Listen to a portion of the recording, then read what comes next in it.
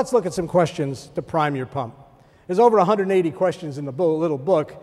We're just going to touch on a few of them. Question 16 is one you might already use. What worries you? What concerns you? Little heads up. Don't ask a guy my age what keeps him up at night. You don't want to know. Ask him what worries him, what concerns him. 177 is a question you probably will not have known. Your name, sir? JR? JR, you married? Okay. So JR is going to become my client. And I look at him and I say, JR, everything's set. I mean, the papers are all done. We're ready to go, JR, all right? But I got one more question. Who do you want my client to be? He's going to be my client.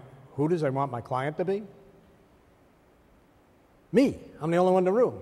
Oh, no, JR, I see people. I see people. What do you mean you see people? Well, I see JR now. But I also see JR in 25 years when he wants to retire.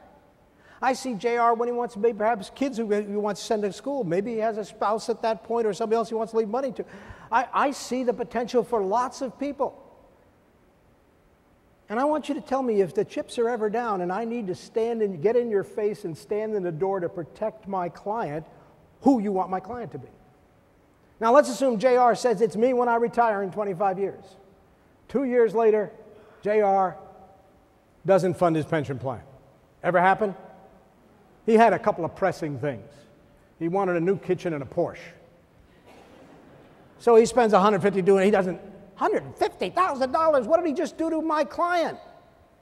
In now 23 years, what did he just do? I used an extreme number, but let's say he spent 150 grand having fun and didn't put it in those things. You could make it 30 grand. Doesn't matter what number you use.